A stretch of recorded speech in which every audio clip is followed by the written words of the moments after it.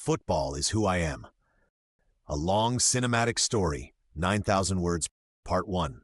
The beginning of something deep, 3,000 words. 1. Silence before everything, before the crowd, before the whistle, before the first goal that makes people scream. There is silence.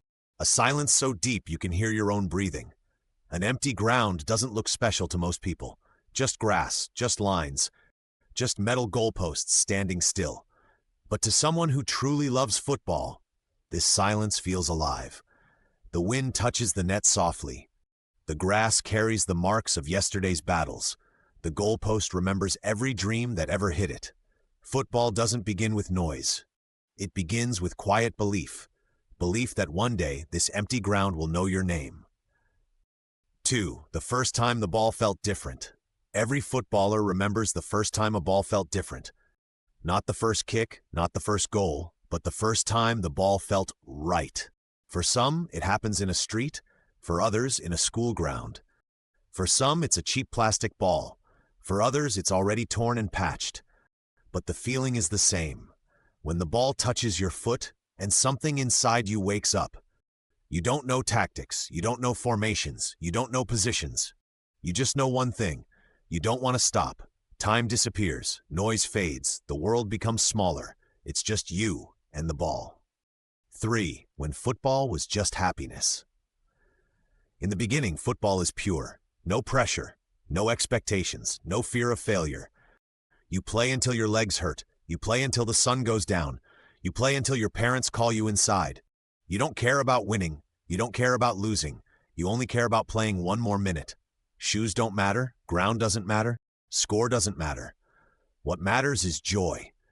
This is football before it becomes serious, before it becomes heavy, before it starts testing you.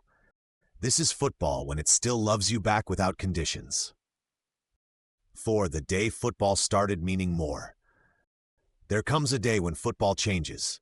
Slowly, quietly. You start thinking about it even when you're not playing. In school, at home, before sleeping. You replay moments in your head, that missed chance, that perfect pass, that goal you almost scored. Football stops being just something you do. It becomes something you are. And that's when things get dangerous. Because once football becomes part of your identity, losing hurts more. Failure cuts deeper. Doubt becomes louder. But you don't stop. Because now, stopping would feel like losing a piece of yourself. 5. Reality enters the field. Reality never announces itself. It arrives quietly. Someone asks, "What will you do if football doesn't work?" Someone says, "Very few make it." Someone reminds you, life is not a game. And they're not wrong. Life is heavy. Responsibilities grow. Expectations increase. Football starts competing with reality. School, money, time, energy. Suddenly, playing freely feels selfish. Dreaming feels risky. But deep down, you know something they don't. Football is not stealing your future. Football is the reason you're still hopeful about it. 6. The first sacrifices. Dreams always ask for payment. Not money, but sacrifice. You miss events, you skip comfort, you choose early mornings over sleep. While others relax, you train. While others complain, you push. Not because someone forces you, but because something inside you demands it. This is when football starts shaping your character. Discipline replaces excuses. Routine replaces motivation. You learn something important here. Motivation is temporary. Commitment is permanent. Number 7. When practice becomes lonely.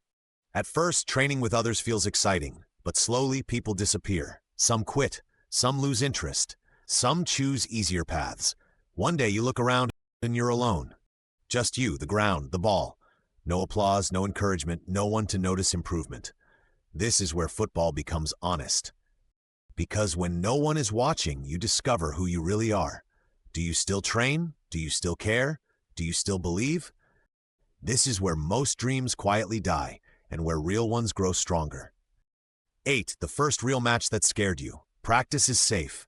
Matches are not. The first real competitive match changes everything. Your heart beats faster.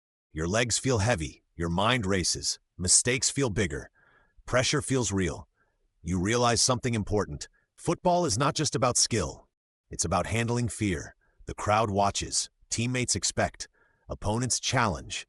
And in that moment, football asks you a question. Can you perform when it matters? 9. Failure introduces itself. Failure always comes, sometimes early, sometimes late, but it always comes. A missed goal, a bad match, a loss that hurts too much. You walk off the field silently, sweat mixed with disappointment. People talk, some criticize, some doubt, and for the first time, you doubt yourself too. This is the moment that decides everything. Not the failure itself, but how you respond to it. 10. The voice in your head. The loudest opponent is not on the field. It's in your head. It asks dangerous questions. Are you good enough? Was this a mistake? Should you quit?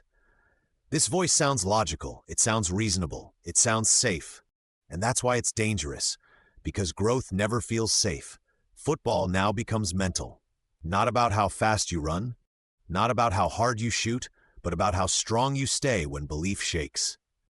11. Why most people stop here. This is where most stories end. Quietly. No announcement, no goodbye match, just a slow distance from the game, training less, caring less, eventually stopping, not because they lack talent, but because they couldn't carry the weight of doubt. Football doesn't defeat them, fear does. And then there is a moment, a small moment.